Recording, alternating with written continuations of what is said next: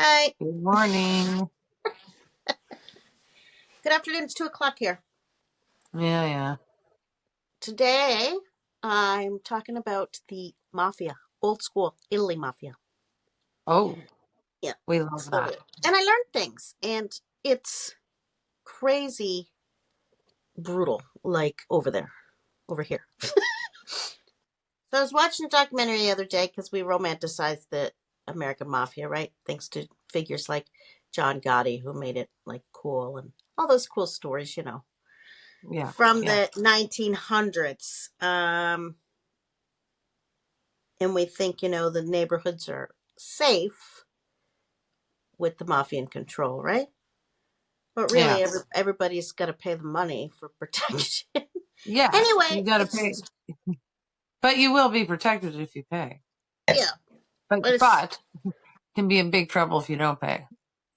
yeah, I'm going to get into that. Yeah.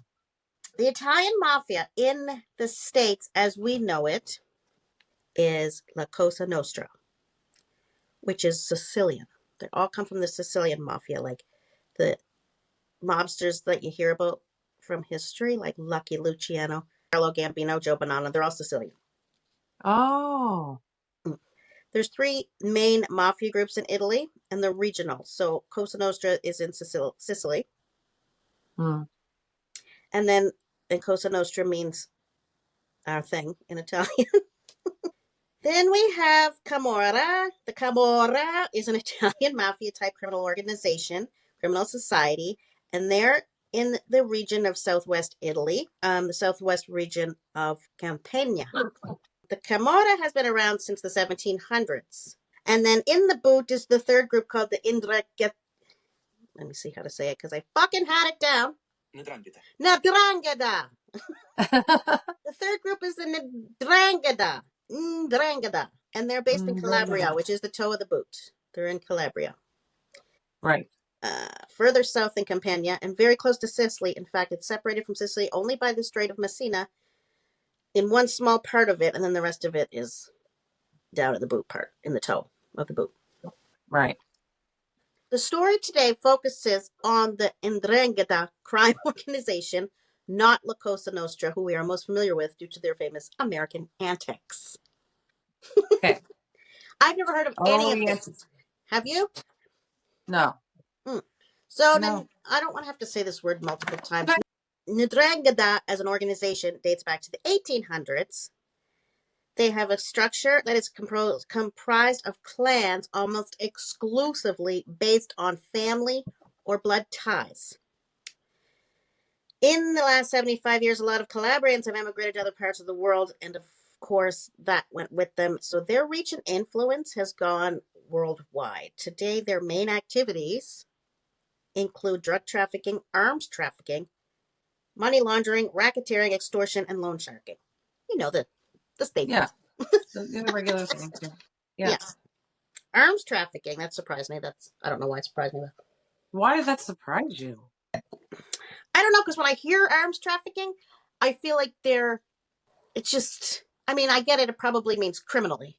But as soon as I hear arms trafficking, I feel like they're like arming an army somewhere on the planet, which isn't the same thing. Oh, no. Yeah. No. Right. There's almost always, whenever, like lately, there's been a lot of busts around here, and there's almost always arms charges, always. Always. It goes with the drugs and everything else. Oh, yeah, for sure. But it's just where my mind goes.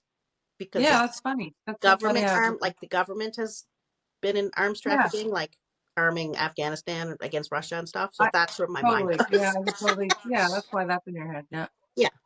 So they're capable, obviously, of influencing local and national Italian politics, infiltrating sectors of the legal economy in Italy and some other countries. In 2013, they purportedly made 53 billion euros. In 2010, a U.S. diplomat estimated that the organization's drug trafficking, extortion, and money laundering activities accounted for at least 3% of Italy's total GDP. Holy. Yeah. They've existed for as long as the better-known Sicilian Cosa Nostra, but was only designated as a mafia-type association in 2010. Holy shit. So the word Ndrangheta is a Calabrian word that derives from a Greek word that means gallantry or manly virtue. In many areas of Calabria, the verb Ndrangheta, from the Greek verb blah blah blah, means to engage in a defiant and valiant attitude. So they think they're manly, I guess. The principal difference with the mafia is in recruitment methods. The Calabria crew, and I don't want to say Ndrangheta. I'm not saying it no more. I'm going to say the Calabria people. The Calabria mafia recruits members on the criterion of blood relationships. So you have to be family, resulting in super extraordinary cohesion within the family clan, which is presented a major obstacle to investigation. Obviously, they've had a mafia law for decades, I think, in Italy. I think since the 80s. I think I get to that, but they didn't even recognize them as organized crime like a mafia family until 2010. What? Yeah. And they've been around since the 1800s. Why is that now? The whole village is like in on it, right? Pretty much. Nobody's talking. Well, they have to be, likely. Yeah, the family thing is a big deal. Sons of the Calabria mafia are expected to follow in their father's footsteps, go through a grooming process in their youth to become Giovanni d'Onore, boys of honor, before they eventually enter the ranks of men of honor. There are relatively few Calabrian mafiosi who have opted out to become a pentito. So a pentito is if you're in the mafia, you're in the family, and you decide to be a rat, basically. Oh. Pentito. However, at the end of 2002, there were 157 Calabrian witnesses in the state witness protection program. Unlike the Sicilian mafia in the early 1990s, they have meticulously avoided a head-on confrontation with the Italian state. Prosecution in Calabria is hindered by the fact that Italian judges and prosecutors who score highly in exams get to choose their posting. So those who are forced to work in Calabria will usually request to be transferred out. There's a weak government presence, corrupt officials, and nobody wants to talk. People who live there, obviously. Obviously. So anyway, I'm going to get into the story about a couple members of this Calabria mafia. All right. It's more so about a lady by the name of Lea Garofalo. And as soon as I read Garofalo, I'm like, I love their pasta. There's Garofalo pasta, in the bags at the Sobeys. Oh. Yeah. Oh, yeah. We're going to talk about Lea. Lea Garofalo was born on April 24th, 1974, so she's our age. Okay. And she was born in Petilia, Policastro, Calabria, Italy. Her dad was a boss. But it's very interesting what happens with these women, which is going to have to would have to be a whole other story because I'm only focusing on one woman. But there's a whole bunch of other ones in this book, which is fascinating. The men, obviously, we're looking at a patriarchal society here, right? And in the south of Italy, I guess progress was a little slower moving into the modern world in the 70s, 80s, whatever, right? Yeah, likely. So tradition was that each of the families was like a feudal kingdom, and the men obviously reigned supreme. The women had little authority or independence and didn't have much of a life beyond, basically they were like possessions, like the baby haver, the housekeeper. The housekeeper, the cook. In fact, fathers, like medieval knights and kings and warriors or whatever, paired the girls off as teenagers to seal clan alliances. Beatings of daughters and wives were routine. And to men, women were this is from the book. To men, women were desirable but feckless, not to be trusted to stay faithful or direct their own lives, but to be kept strictly in line for their own good. And get this! So if you're a mafioso wife in Calabria, and your husband is whacked, and you're supposed to mourn him for the rest of your life. 15 years later, should you be unfaithful to the guy who's been dead for 15 years, they were killed. Like your husband's been dead for 20 years. If you happen to decide you would like to take another partner. So they controlled you beyond the fucking grave. They controlled you beyond the grave. That's fucked up. Absolutely. So they controlled you all your life, and then also, they knew their boys had their back, controlling that woman even though they were gone. That's fucked. Yeah. Wow. Only blood could wash clean the family honor. What a nightmare. What a nightmare. I know. And it says it would be the fathers, brothers, sons, and husbands who did the killing of people, the women. Oh my God. There should be a movie about this. I wonder if there is. Anyway, keep going. So really, the level of misogyny in this outfit, in this region, in this community, in this family, in this organization, had some prosecutors comparing it to Islamist militants like ISIS or Boko Haram, because they were too routinely terrorized their women and slaughtered their enemies. Now we're in, like, I think jump into the 2000s or the late 90s or 2000s, whatever. The dates aren't really clear in the book. But Alessandro Soretti is a woman, and she's a legal lawyer, whatever. She comes to Calabria as a new magistrate. She couldn't believe what little information the other guys that she was working with actually had on this organization. Like, they weren't even bothering to look into it. They had no information. Of course, nobody's talking, but nobody was investigating either. Like, they had no idea of the true reach or the true depth of the organization and the criminal activity. So who was it that finally found out about them? Because, like, who? Well, we're getting there. What? Part of the story. Sorry. She realized that, like most men in Italy, it seems the women within the organization were being overlooked, and it was her who realized that the patriarchal misogyny that exists in what is this nearly perfect crime syndicate is actually the weak spot, because she believed that the women knew everything, the women were involved, and the women were probably compassionate mothers and probably would look for a way out if they were offered it to them, and nobody had ever looked at the women before. And so she really saw the women as the weak spot in the criminal organization. Right. She said, this is a quote. That would be, yeah. Their violent bigotry isn't just a tragedy, it was their grand flaw. With the right kind of nurturing, it might become an existential crisis. Freeing their women, said Alessandra, is the way to bring down the Ndrangheta. Am I saying that right? So she was convinced that women played a role. Okay. Now we're going to get back to Lea. So Lea was born into this and grew up in Pagliarel in Calabria. She was very different from childhood. She was intelligent and an independent thinker.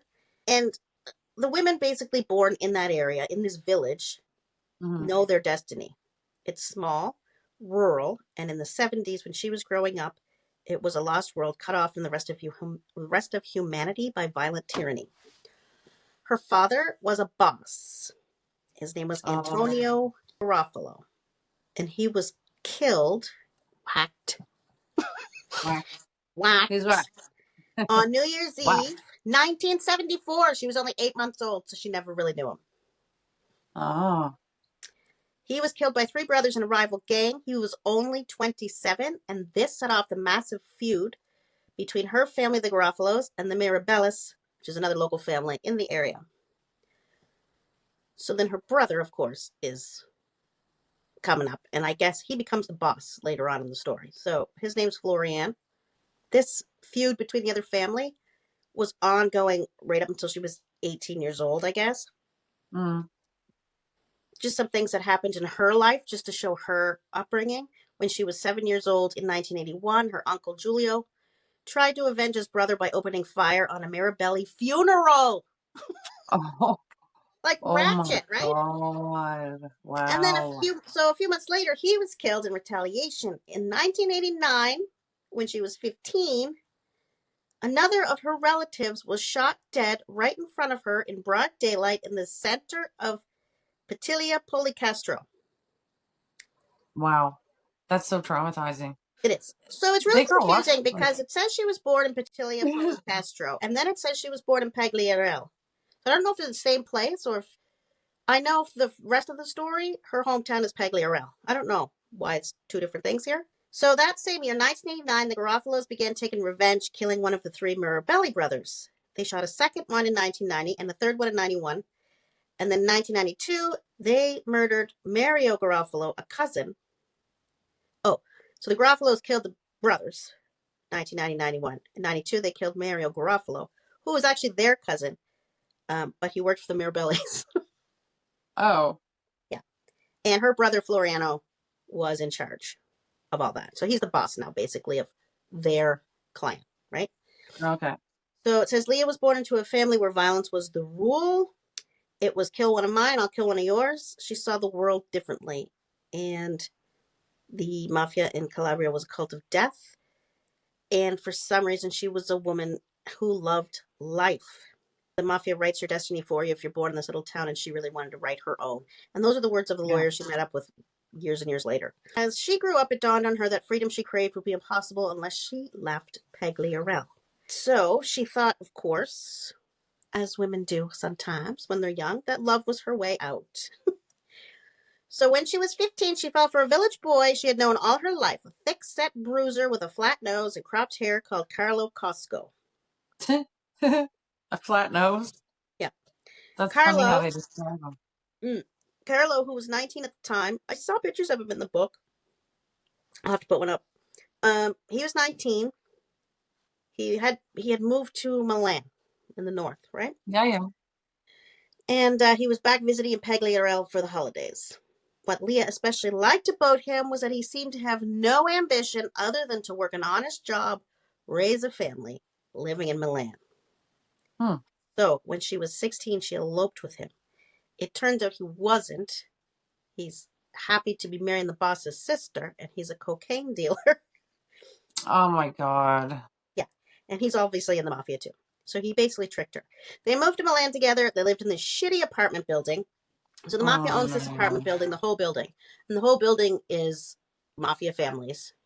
And it was unclear in the book because I don't even know if they own the building, but they've taken over the building. Everybody lives in the building. They don't pay for rent. They don't pay for electricity. They don't pay for water. It's just like, wow, we're living in the building now. Yeah. Like, so all these families that were working in Milan are living in this building, and it's a shitty building. It's not a nice building. It's shitty. It's like, poor girl, what's in? Yeah, it's like, gross. So they're in this apartment building. They had a baby the following year named Denise. And Denise is going to feature a lot. Denise was born in 1991. I'm trying to do this quickly. It's such an intricate story. Okay. Denise was born in 1991. And of course, Lea wanted a regular and happy life, basic marriage, regular jobs. And she begged Carlo to leave the criminal life and mafia behind. Instead, a few years later, she witnessed her husband and his brother kill a man in Milan. Yeah. And she said, being a mafia wife, you don't live. You survive in some way. You dream about something, anything, because nothing is worse than that life. So, obviously, she came to know that Carlo had lied, tricked her, and was firmly in the mafia. They lived in this apartment. Carlo worked directly for her brother, the boss. And he was basically, at the time, this was in the 90s. So cocaine and all that stuff was really huge. The market was really huge in the States, coming out of South America and Colombia and all that stuff, right? But it wasn't that big at all in Europe yet. So they were basically flooding the new market. So he was making all kinds of money organizing the flow of cocaine into Europe. Wow. When she got pregnant, she actually didn't want to keep the baby because she hated the life so much. She didn't want her daughter to be in it, or her son, or whatever. She tried to lose it, and then she ended up having it, but she got on a bus and went to a hospital in the country by herself and had the baby by herself. She was still thinking, I'm going to put the baby up for adoption so she doesn't have to. Oh, so she chose by herself, probably. Right. So she wanted to have the baby and give it up for adoption, so she went to this country hospital, but then when she saw the baby, she couldn't. So she kept the baby, Denise. She was no good when she saw the baby. So Carlo was rising in the ranks of the mafia. He married the boss's sister, so that was step one. Completely tricked her. The apartment building they live in is a known drug hub for supplying all the dealers. And he even had Lea cutting and packaging heroin, cocaine, and hash for him for the business. Oh my God. Yeah. So there was another thug living in the building named Antonio Cambieri, something like that. Antonio. He asked her to spy on him, even though they're in the same family and the same organization. So Antonio was zealous. There's a lot of paranoia, probably. Oh my God! How could you trust anybody? Like, how could you trust anybody in this family? They know Exactly. you can't even trust your father, mother. Like, if they get wind of No, something that's not they'll even kill you. true, like, yeah. But can you imagine living under that kind of stress? No. It's crazy. So anyway, Antonio is a hothead. He's jealous of Carlo because he's promotion in the drug trade and all that stuff, right? He's really close to the Mm-hmm. boss. Mm-hmm. And it also mentioned that him and his wife were having trouble getting pregnant, and else was having a baby in the apartment. Mm-hmm. It's so weird for a guy to be, I don't know, Yeah. probably felt something about his manhood, right? Anyway, so he was kind of Well. irritable because of that as well. They weren't having kids. Mm-hmm. So these guys all had jobs in the town just to make them look legitimate, right? If a cop asked for their employment information, they'd show them they had a real job. So Right. Carlo actually worked for this Chinese shopkeeper as a security guard. I don't know if he Mm. actually showed up for work as a security guard, but whatever. Yeah. Um, and he told Lea to spy on Antonio to try to, because he was suspicious that he was going to try and get him in trouble or something, Probably. which he did. So Lea overheard Antonio trying to get the shop to close, like trying to push them to close the shop altogether so Carlo Yeah. wouldn't have a job. Mm. And now Leah's Italian too, right? She Yeah. reacts to things.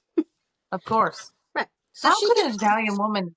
That'd be a really rough life for sure for yeah. an Italian woman to not be able to Well, yeah. say her. Yeah. Like what? So, and she didn't do it good, Lea. So she got mad because she couldn't control herself. Like, she overheard this bullshit going on and she got mad and she started telling Antonio off. Like, why are you trying to get Carlo unemployed and blah, blah, blah. Yeah. He was like screaming at her and saying, you have no right to talk to me like that. And blah, I'm a boss, blah, blah, blah. I don't know if he was a boss or not, but he said that. His wife had to come out and kind of like pull him away. Anyway, they shot him. So Oh, they shot Antonio. Carlos's brother, who wasn't rising up in the ranks, actually did the shooting, probably to up his cred. Yeah. So Carlo didn't shoot him. His brother did. I think his brother's name's Giuseppe. But they were Giuseppe. both in on it. They shot him right in the apartment like courtyard, right in front of everybody. But so Antonio's No. wife runs out of the apartment. She's like, "Call an ambulance! Call an ambulance!" And he died. Oh. But then I guess the brother comes in, Giuseppe, to the apartment with Lea and made some kind of comment like, "Holy shit, he wouldn't die. I had to keep shooting him. Like he had the devil in him, right?" So she Holy knew that they fuck. killed him. Oh my God. So she didn't like this. She felt like he brought violence like right into their apartment, right? Of course. Um, she felt it, and she urged him again to leave the mafia, relocate somewhere with her, live a nice, peaceful, righteous, normal life Mm-hmm. in peace. Mm. His response to that request was to beat her. Of course. Yeah. So that was the last straw for her. She was done. She was pissed. She went right to the police because she wanted out of there and she wanted help and she knew like all this shit, right? Well, wouldn't they try to kill her if she tried to leave? Well, yeah, she really had no choice. So anyway, she was pissed and she went to the police. Now, there's all kinds of different kinds of police in Italy. There's police, like state police, right? And then there's a military kind of branch that reports to the Department of Defense or the Ministry of Defense called the Carabinieri. And then there's another one that actually reports to the Finance Ministry. But anyway, she went to the Carabinieri, Mm-hmm. the national police, kind of military-esque. She told them about the drug trafficking. So, in May 1996, Carlo, her husband, Florian, her brother, and Giuseppe, Carlo's brother, and several others were arrested at the apartment complex. And they must have knew that this was a big operation because they sealed off like the whole surrounding streets around the apartment complex with Oh, wow. 400 men, like soldier Wow. cops. Yeah, it's just to arrest Carlo. And so she realized he's really European drug dealer elite, right? He Yeah. went to prison. And though Lea had played a key role in his arrest, she loved him and decided to give him one more chance. Ugh. I'm surprised she got another chance. Ugh. I know. Well, right? Maybe that's why she gave him another chance. Maybe. She was only 22 at this point. And Holy fuck. she has a 5-year-old. So That's fucked. Denise is That now poor 5 woman. years That's old. a lot. Yeah. She took her daughter with her when she went to visit in prison, and she continued to beg him to turn against the mafia and flee with their family elsewhere. His response was to jump up in a rage, fly over the barrier, and he got a hold of her neck, and he was basically strangling her by the time the officers made it to them to pull him off of her. He was obviously very angry. He had worked very I hard to hope get this this. was her last clue. Like, really. No, it's not. It isn't. Go fuck yourself. That's fucked. I mean, and the whole book keeps talking about how she's intelligent, and maybe she's too close to it. I don't know, but you know how all of this works. And she keeps thinking that she can make up with him. But anyway. Why? It just doesn't make any sense. It doesn't make any sense. It makes a little sense going forward because you'll see why, but it doesn't make it like you know better, right? Like she should have known better. But anyway. So he was pissed. He had to work hard. He got to the position. He was basically the drug king of northern Italy. And he was feeling betrayed. She broke the code. And she should know that she's under a death sentence from that day on. Mm-hmm. So she fled. She went to a nunnery in Bergamo. And Renata, who was her husband's, you remember Giuseppe, Carlo's brother? Yeah. Well, they must have lived in the apartment as well. His wife, Renata, saw Lea leave. And she's quoted as saying, "I remember the day Lea left Milan well." This is what she said in court 15 years later. "Lea looked at me with anger. She spat on the ground. She swore she would never again set foot in that shitty place. She yelled that she wanted a different future for herself, a different future for her daughter. And just like that, they fucked off." Her and Denise left. So they were actually... It's really interesting because this part says the next 6 years, they were very, very happy for Lea and Denise. They stayed in the convent with the nuns in Bergamo. So after a few months, they moved into an apartment in Bergamo. They moved into an apartment in that area. Quiet street of bungalows and 2-story houses painted yellow and pink. Then they moved into town to another small place in a dead-end street full of pensioners and students. So very, very quiet. She found work in factories and bars. She actually met a man and had a boyfriend for a little while, Lea. Oh, nice. They adopted Was a he dog. a shithead? Huh? They got a dog. Was he a shithead too? In this book, this poor man, his name is not mentioned. There's nothing identifying about him in this book. Like he probably wanted nothing to do with it. Right. You don't know me, never met her, like forget who I don't exist. Leave me out of this. That's terrible because not a lot of men would want to be around her. Right. That's terrible. Yeah. I don't think she's got a false name here yet. She's at the nunnery with her and Denise, and they're just living as themselves. Oh, but get this. Yes. So they're not hiding. This is ridiculous to me. I'm reading it and I'm going, holy fuck. Like, this is ridiculous. Listen to this. So she met a man. She adopted a dog. She even went skydiving. She was having a wonderful life, Lea, and her baby, Denise, right? Away from the mafia. But every June for 6 years, they would go back to Pagliarel to spend the summer holidays with her sister. So she's going right back to Mafia Village. Are you fucking stupid? What? Yeah.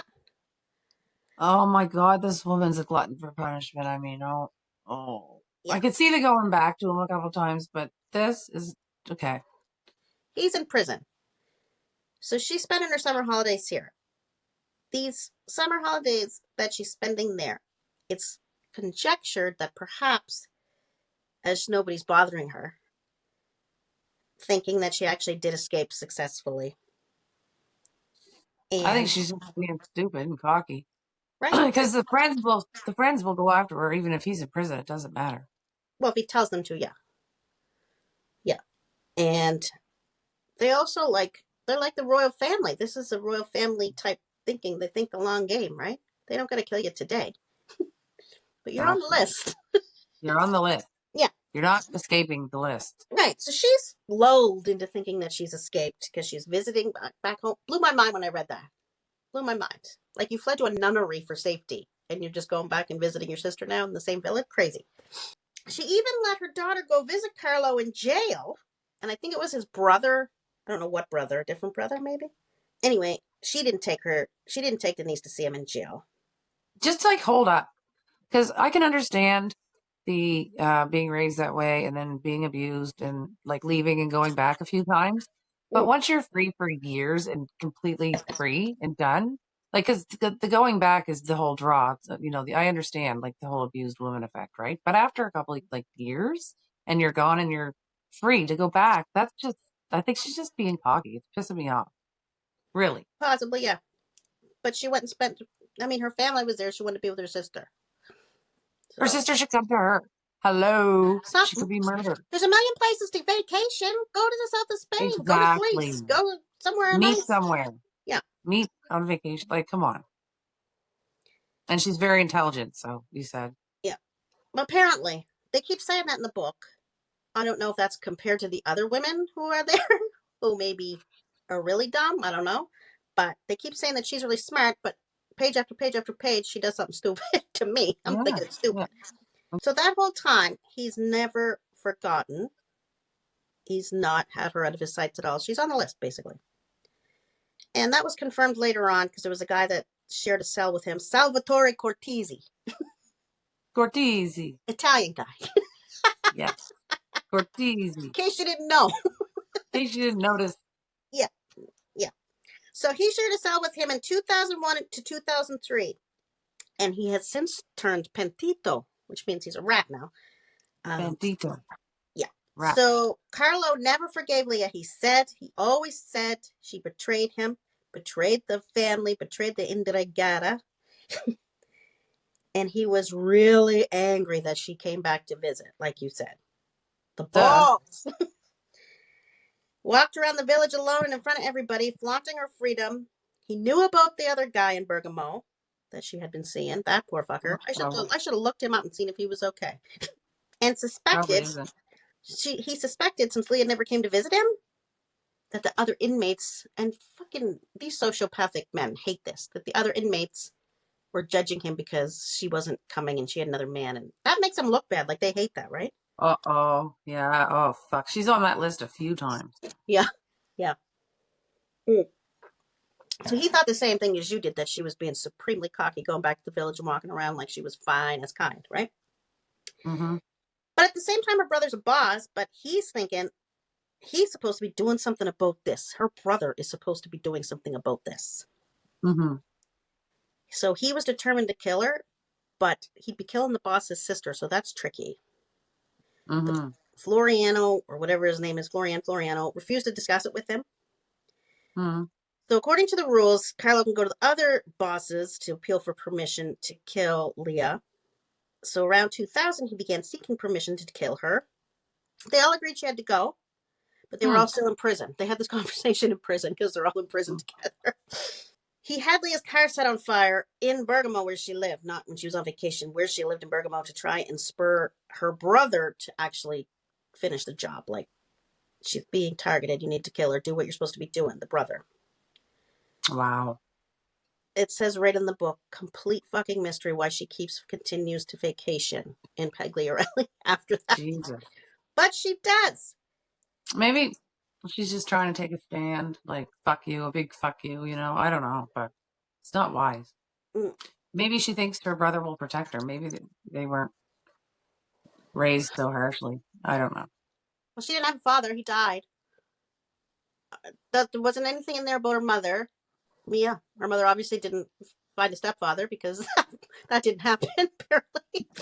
Maybe she wasn't raised then, like quite like the rest of them, like, they were born and raised this way where they could just kill each other and family even. I don't know. It's almost like she's this. First of all, if you're so in love with somebody, like you said, the abuse level, it's so hard to look at somebody that you've lived with and been in love with. And later on, it talks about him like holding her face and telling her he loves her, like when they first started out, and she's thinking about it. And it must be so hard, even if you've grown up in that and you know rationally that, yeah, they're going to fucking whack you, to process it in your head, right? Anyway, I don't know. Because, you think you have a special love. You think she must have thought there was something special. Even without that, though, the whole abuse factor makes it so hard to leave. Like, and you go back, it takes a few times. But I don't know what her problem is vacationing where she is. It just doesn't It make any continues sense. through the whole book. It continues through the whole book. You're just screaming, what the fuck are you doing? Through the whole book. Yeah. Yeah. Ah, So she's on ah. vacation in Pagliarella still, again. Carlo, her husband's brother Vito, used to take Denise to visit him in prison. Carlo decided to fuck with that arrangement a little bit. And so he got his brother Vito to tell Lea that he was tired of taking Denise for the visit, and Carlo demanded that Lea bring Denise. Uh-oh. And Lea said no. Oh, Go good. fuck yourself. Okay. Go fuck Yeah, yourself, good. she said. Go fuck Yep. yourself. And then they're arguing. So her and Vito are arguing in front of this ice cream shop. Arguing.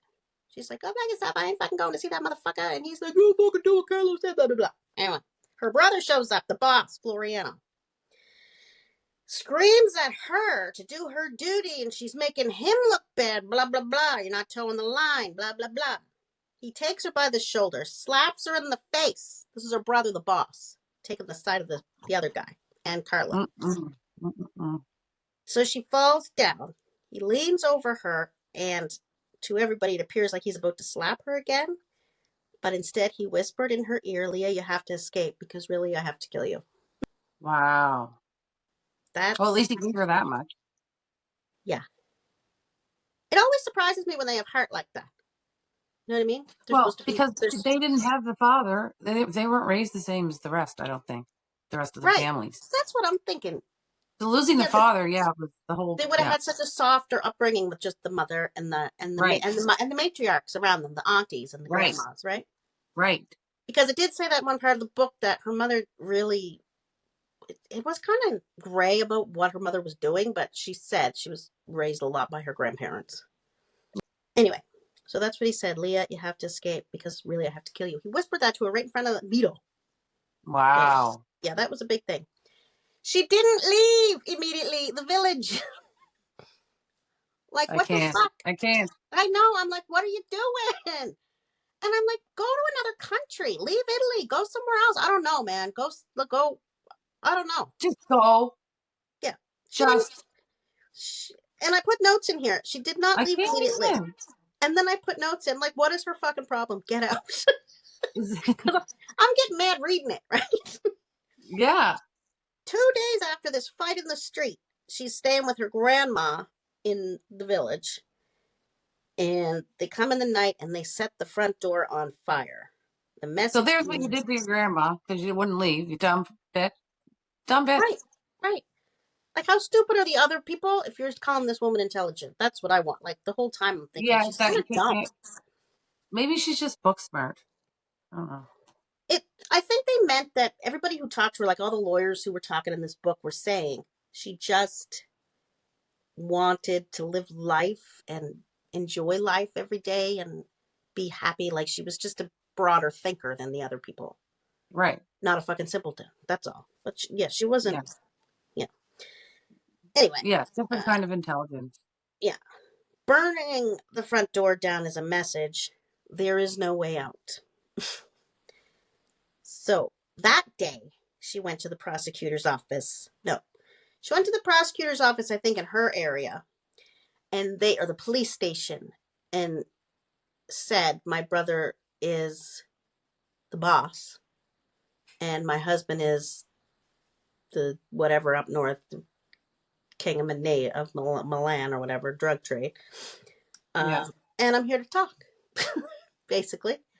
So they called the prosecutor in Catanzaro, which was a nearby town, and had the Carabinieri, the state military police kind of people, move her to a hotel 100 kilometers away. So this is where they start talking about it, and I noted this. So he starts saying, the prosecutor who goes to interview her says that he was impressed. His last name is Dolce. She was different from the stereotype of a mafia wife woman. Most of them were submissive, ignorant, and poorly educated. She came across as assertive, knowledgeable, articulate, and she had a different outlook. She was open-minded. She wanted her own life, wanted to be independent, didn't care to rely on a man, and wanted to be, the main character in her own life, like write her own story type thing. And she was very honest because she's telling him everything. She's telling him everything from when her father died, like everything. Wow. She's Wow. blabbing the whole thing, and in that she incriminates herself and where she was involved. Like, yeah, I helped pack up the heroin, blah blah blah. Right. So Yeah. he figured that she came across as totally honest because she didn't leave herself out of it. He moved her to a place east of Rome, and this is the Mm. first time they had fake names. So she's going by Alessandra de Rossi, and Denise, her daughter, who's 10 now, is supposed to be her sister Sarah. But Denise keeps forgetting the rules, calls her Ma in public a lot. So she changed her name again to Maria and Denise Batallo. They're still Mm. sisters in the cover. They're still sisters, but if she calls her Ma, I guess it's a nickname for Maria. Ah. So if she slipped up again, they could explain it. And so the next 6 years, they moved 6 times in 6 years. She was lonely and isolated. She had a mobile phone given to her by the prosecutor, but the only person she spoke to. So, man, she's not speaking to her grandmother anymore. She's not speaking to her sister anymore. Nothing. She's only speaking Mm-mm. to Annalisa, the public defender.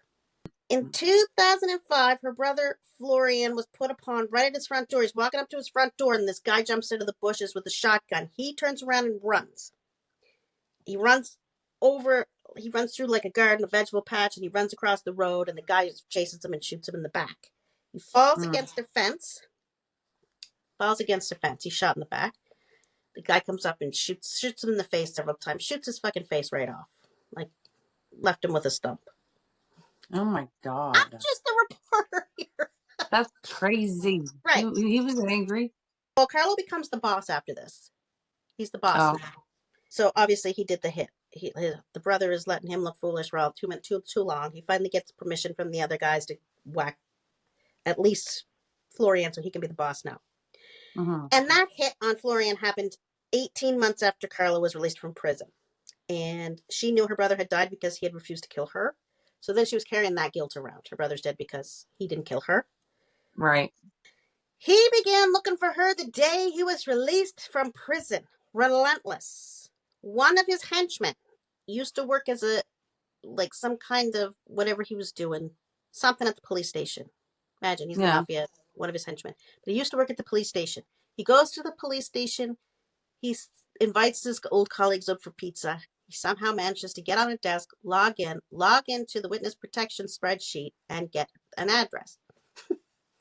So, That is scary. Carlos sent men to the address. The address that they had in the database was actually the police station. It wasn't an address where she lived. So the It, two thugs come back and say, "Boss, it ain't her house, right? It's a police station."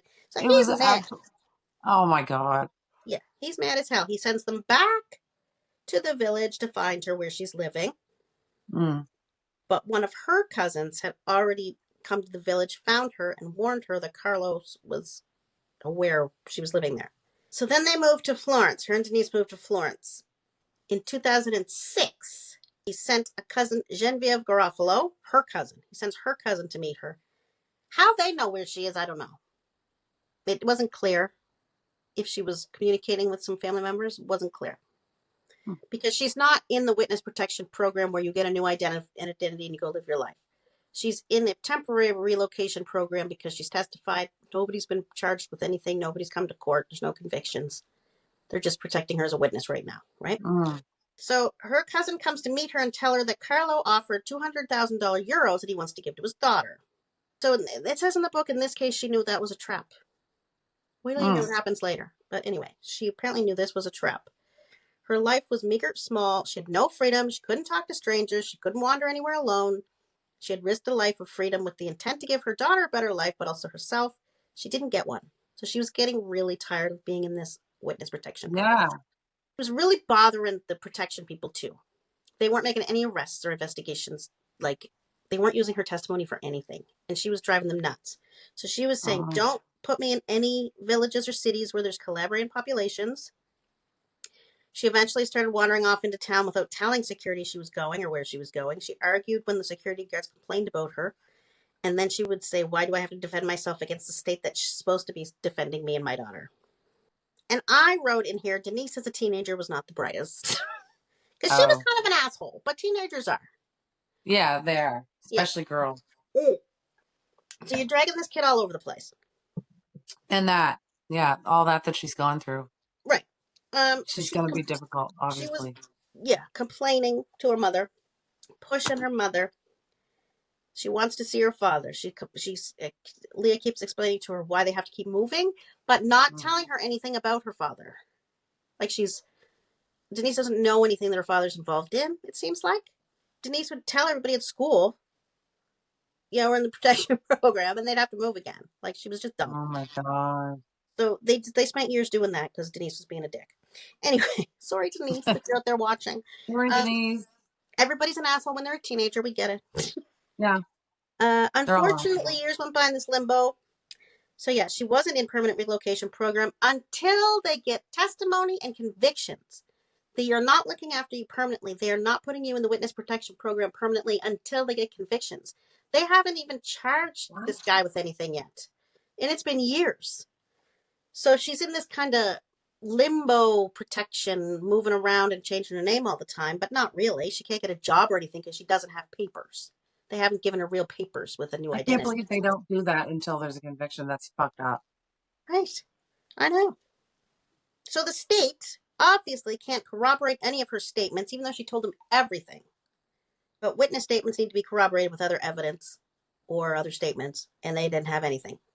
They couldn't bring charges or anyone to trial on her testimony alone. February 2006, she's kicked out of the program altogether and left on her own. Oh my God. So Annalisa, that public defender that she's always talking to, got her an appeal. She was back in the program, but by this time she's paranoid, right? She's fucking paranoid all over the chain. Yeah. Most of these guys have judges and prosecutors in their pocket. Like that would be terrifying. You can't trust anybody. Yeah. Nobody. Right. She got back in the program on appeal, but she felt betrayed by them because they cut her loose. She removed herself from the program anyway after that. And Denise later said in an interview that she had lost all confidence in the state. The state was done with her. Her mafia husband wanted to kill her. And Annalisa kind of took it all in her hands to keep her safe and took on the responsibility. God love her. All these women are fantastic in this book. It's all the women. Yeah, usually. Yeah. So she actually moved to where Lea and Denise were living and became less of a lawyer and more of a mother. Lea is still now only 32 years old. Oh my God. And her daughter's probably 15.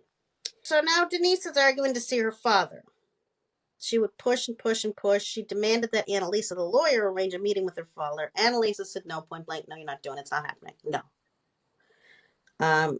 They moved around more and more and more. 2007, Lea went to a cafe in Rome. Lea, the mom, went to a cafe in Rome, and it's run by this anti-mafia group called Libera. Or Libera. She spoke with a guy there who sent her to a lawyer who did volunteer work for the organization. Her name is Enza Rando. And she met with Lea, and she said she loved her on sight. She, too, said she's beautiful, she's intelligent, and courageous. I'm thinking the vacations back home for 6 years are making me think maybe not so smart. I think not smart, but I think she was just trying to stand her ground, maybe. Anyway. So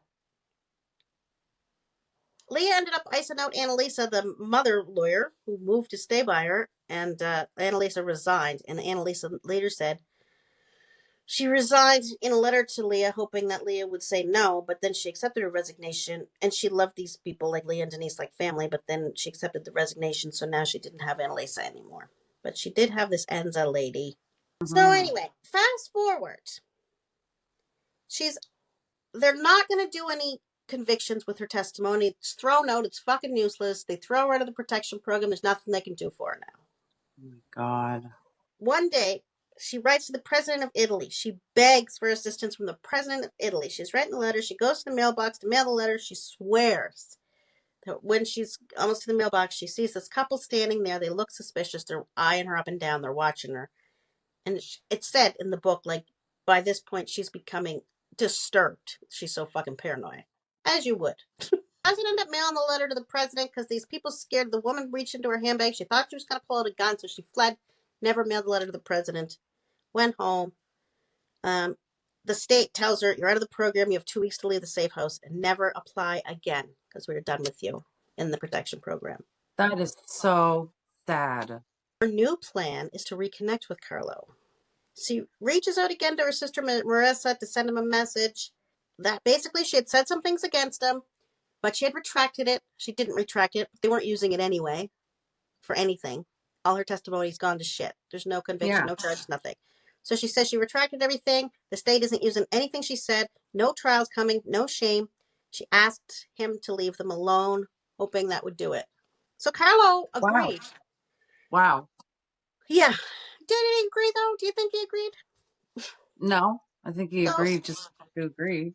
Her sister comes to pick her and Denise up. They all return to Paglia Valley again. She stays in the house. Denise having the time of her life with her father, though. They hadn't seen each other in 9 years. So her father's taking her to visit friends. He's taking her to his house. He's taking her to restaurants. She's having a ball with her father, right? He wants them to move, but isn't that always the way? The shit parent? Yep. You know what I mean? He wanted them to move back permanently, but Denise said she wanted to finish school with her friends in Boiano, which is where they're living in central Italy. So then Denise asked her father, can you pay for an apartment for her in that city so I can finish school? Because Lea doesn't have any money because she's been in this program. And he says yes. So he's renting her an apartment. After Easter, they go back to Boiano. They rent an apartment. He moves in his mother, Piera, his nephew, Domenico, Uncle Giuseppe's son, who killed Antonio in the courtyard years ago. And he even moved himself in for a few days. So Lea is pissed because she doesn't want to be around him at all. Every time he stays in the apartment, she goes and sleeps in the fucking car. Yeah. But she needs him for the security money for her daughter in the house, and she needs to be able to send her daughter to the school that's there because her daughter wants to finish high school there. She fights constantly with her fucking bitch mother-in-law. Terrible atmosphere in the apartment. So Carlo leaves the apartment and fucks off and lets them be. But he's got his mother and nephew there, obviously, to watch them, I guess. Right? Yeah. Carlo's mother is a cow. But then she gets sick. She has some kind of hypertension shit. Lea takes her to the hospital. And Carlo really wanted to come see his mother. And she's a woman. She felt bad. Son should come see his mother, whatever. She finds herself eating dinner with Carlo and the mother and the nephew like a family. Eating dinner with the family. And she hadn't basically sat down with him in 13 years. At this dinner, the asshole mother-in-law starts whining and complaining about how awful Lea is. She's giving me high blood pressure because she yells all the time, blah, blah, blah. So Lea, being Italian, she's an Italian woman still. She loses it, right? She stands up. It's just so funny because Carla used to say when I got mad, I would levitate. Yeah. Yeah. So I just pictured her like levitating, like you fucking lose it and you levitate. So anyway, she fucking loses it. She jumps up. She's holding a bread knife. She screams at them. What the fuck is this bitch even doing here? I'm ad-libbing now. What's Piera doing here? Why are any of them here? What the fuck is Carlo doing here? Lea, she says, me and Denise have done fine by ourselves for years. She waves the knife at Carlo and shouts at him, you have to fucking go. Get the fuck out of here right now. Go now. So Denise said she was sitting at the table, so she's bawling. And she said, my father didn't say anything. He just took the 2 suitcases he brought with him, kissed me on the cheek, and he left. I think the mother-in-law was moved out. Later on, they're still living in the apartment. There's a washing machine in the apartment that's broken. Okay? In early May, Denise and Lea go to a 4-day pop festival in Rome, returning back to the apartment on May 5th. At 9 a.m., Carlo called Denise to say a repairman was coming that day to fix the washing machine, which is broken. Denise said, okay, went to bed. Lea fell asleep on the couch. This is crazy. A few minutes later, the doorbell rings. Lea stuffs a knife in her back pocket, answers the door. Clean-shaven man in jeans, blue jacket, has a tattoo down one side of his neck, carrying a toolbox. The toolbox has a Winnie the Pooh sticker on the side. I don't know why that was a detail. He said he comes to fix the washing machine. She lets him in, takes him to the kitchen. She watches him as he pushes a few buttons on the machine. Doesn't open his toolbox. He asks Lea how the machine worked. Lea just looks at him and says, if you have to kill me, do it now. Yeah, pretty much. So the man flies at her because that's what he was there for. It's so classic, everything they do. The man flew at her and she pulled the knife from her back pocket. He stuck 2 fingers down her throat trying to choke her. She kicked him in the balls. The toolbox fell onto the floor. Upstairs. Denise hears the crash. Denise comes down. She says, I come down, this man and my mother are wrapped around each other. At first I thought it was my father because he was dark-skinned and wearing the same jacket my father had. Denise jumps on the man and starts punching and kicking him in the face. Go girl. She saw his face. It wasn't her father. The man seemed to recognize Denise, though. He looked at her with shock, threw the two women off, and ran for the door. Denise chases him, the kid. Denise chases him, grabs him by the throat, and she's screaming at him, who sent you? Who sent you? And he said, let me go, and he ran out. Denise went to help her mother. Her mother was bleeding. They examined the toolbox. There was no plumbing tools in it. Inside the toolbox was duct tape, wire, rope, scissors, a saw, and latex gloves. Oh my God. So they call the carabinieri again, the state cops. They come over, interview her. They interview Denise. They take fingerprints. Lea says it's important to have an official record of the attack. They couldn't count on, like, she doesn't trust the state police at this point. She doesn't trust anybody. So she can't, she doesn't count on them to keep them safe. They packed. They went down to the car. They got a B&B for the, did they stay for a night or did they stay for a couple nights? Michelle. Yeah. Oh, I think I gotta feed my dog. Did I feed him? I gotta feed the dog. Okay. Feed the dog. So they know, obviously, that Carlo's behind the attempted whacking by the washing machine repairman, right? Yeah. So they left the apartment. She goes back to the village again and decides to have a conversation with Carlo. Like, she still thinks she can reason with this man.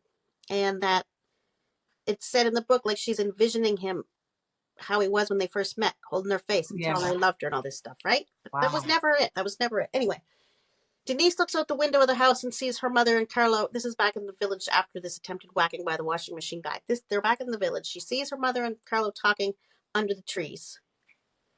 And they talk for about an hour and a half. Nicely. Calmly. And later she asked her mother what they were talking about, and her mother kind of blushed and said, oh, old times. And then she said, none of your business, right? So everybody's thinking, like, Denise is thinking, are my parents in love? Maybe they'll get back together. Yeah. Then she has to go to court. Lea ends up having to go to court back in one of the villages she lived in because she had slapped a teenager in the face. I love this woman. She slapped a teenager in the face because the teenager had accused her daughter of stealing her boyfriend. So, whatever. She goes to court because she was charged with slapping the kid in the face. I don't know it didn't say whether she was let off or not, but she obviously didn't get jail time. It did say, I just forget. But anyway, so after the court, they're shopping. It was in Florence. They were in Florence, I think. And they were walking around looking at the shops, and Denise sees a sweatshirt that she wants as they're window shopping. And her mother got no money. So she calls her father and says, I want this sweatshirt. Her father says, come to Milan, you and your mother, and I will take you shopping. So they go. They have 3 or 4 days in Milan, and her mother has this feeling, as long as she's with the daughter, they're not going to kill her. Right? Because they're not going to kill the daughter. So she's trying to keep her daughter beside her at all times. And then, because he's been spending so much time with the two of them, and completely, this is so sociopathic, but he's like completely putting them at ease, and everything's fine, and taking them shopping, and she finally agrees to be alone with them. So she's alone with them briefly one day while the daughter's with like cousins or something. And then she goes to have dinner with him. And then she disappears. Lea disappears. Oh my God. And the father is saying to Denise, like, Denise said, I tried to text my mom. She was supposed to have dinner with my father or something. I tried to text my mom, and then I tried to call her, and the phone was off. And she was like, I knew then the phone was off. Phone was never off. Why is the phone off? Couldn't reach her all night. And the father shows up and says, yeah, your mother never turned up. I don't know where she is. Like, oh my God. And then he says, you know what she's like, blah, blah, blah. And he had actually, after the washing machine guy, Denise agreed to see him, even though Denise knew he sent somebody. She agreed to see her father because she knew she had to stay, at this point she knows she has to stay friendly or they're all getting whacked, right? So she meets up with her father, but then she, being an Italian lady, loses her shit when she sees him, can't hold it in, and blames him for trying to whack her mother. So he tells her some story. How would I do that? I didn't do that. And she said, well, nobody else knew the washing machine was broken except for you. Right. And he tells her, well, you guys were in the witness protection program. They got your phones bugged and shit. Like, it could be anybody. So she's gaslit into thinking maybe it wasn't you. So then they go, this is why they went to see him in Milan, because they really think they're okay. Mm-hmm.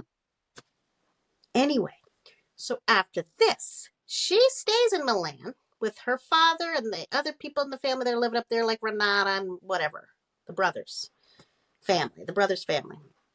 She's working at the pizza place, and she said, I know they killed my mother. Yeah. But she's got to play this role like she's just missing. Yeah. So she's working at the pizza place. She ends up falling in love with one of her father's henchmen named Carmine, I think. God. Oh, no. Yeah. It's just repeating. Right. And he falls in love with her. He's like in his 30s. And I don't even think she's 20 yet. It's 2009. Yeah, she's only 18. But anyway, they're madly in love, blah, blah, blah. They got to keep it a secret from the father because she shouldn't be seeing Carmine or whatever, right? Mm.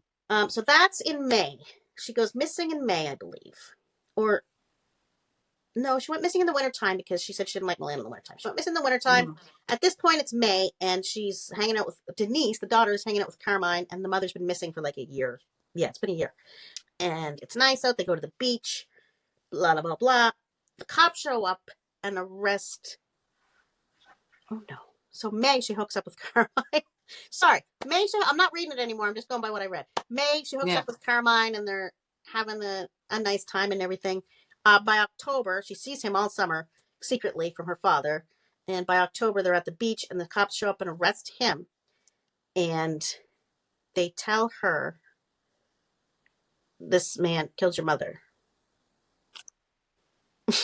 Oh, my God. Like, he was in on it. This man killed your mother, and they all thought at the time of the trials that they had dissolved her body in acid, because that's what they did a lot. And it was called, there's something in Italian, but it's the Italian translation is white shotgun, where there's nothing left of you.